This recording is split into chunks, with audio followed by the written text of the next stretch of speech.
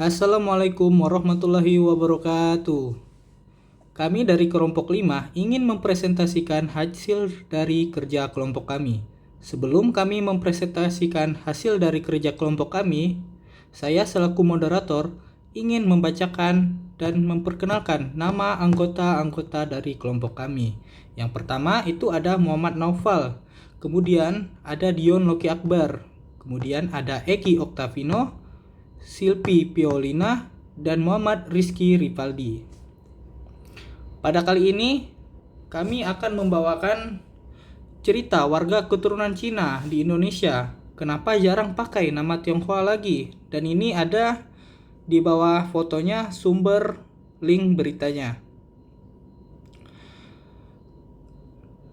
Kasus ini menggambarkan perubahan yang terjadi dalam praktik pemberian nama dalam komunitas keturunan Tionghoa di Indonesia sejak era reformasi. Dulu ada tekanan politik untuk mengganti nama Tionghoa dengan nama Indonesia, tetapi sekarang praktik ini tidak lagi diwajibkan. Meskipun demikian, beberapa keluarga masih memilih untuk mempertahankan tradisi tersebut, sementara yang lain lebih condong ke nama-nama Barat atau Kristen, mencerminkan kompleksitas identitas dalam komunitas tersebut. Upaya untuk memperkuat identitas Tionghoa melalui pemberian nama tradisional masih dihadapi dengan tantangan, mengingat preferensi individual anak-anak yang cenderung berbeda. Ini mencerminkan dinamika sosial, politik, dan budaya yang terus berkembang dalam komunitas keturunan Tionghoa di Indonesia. Selanjutnya, kami akan menganalisis berdasarkan adaptasi. Warga keturunan Tionghoa di Indonesia mengalami adaptasi terhadap perubahan kebijakan dan tekanan politik yang mempengaruhi praktik pemberian nama dalam komunitas mereka.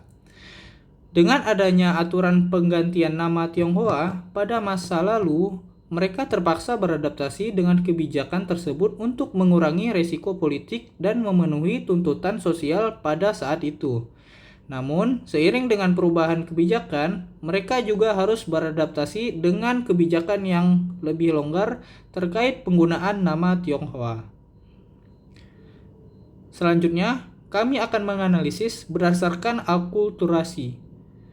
Proses akulturasi terjadi ketika keluarga-keluarga keturunan Tionghoa di Indonesia memilih untuk mempertahankan tradisi pemberian nama Tionghoa sebagai bagian dari identitas budaya mereka. Namun, sebagian dari mereka juga mengalami akulturasi dengan menerima dan mengadopsi politik atau praktik pemberian nama Indonesia atau Barat sebagai respon terhadap tekanan politik dan dinamika sosial politik yang ada.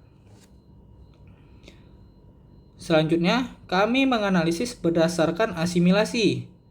Meskipun ada upaya untuk mempertahankan identitas budaya Tionghoa melalui tradisi pemberian nama, namun ada juga indikasi asimilasi dalam komunitas tersebut. Hal ini terlihat dari preferensi anak-anak yang lebih cenderung memilih nama-nama Barat atau Kristen sebagai bagian dari identitas mereka. Asimilasi juga terjadi ketika beberapa anggota komunitas lebih memilih untuk menggunakan nama-nama Indonesia sebagai cara untuk berintegrasi dan menyesuaikan diri dengan norma-norma sosial yang ada di Indonesia. Oke, sekian presentasi dari kelompok kami. Kurang lebihnya mohon maaf. Assalamualaikum warahmatullahi wabarakatuh.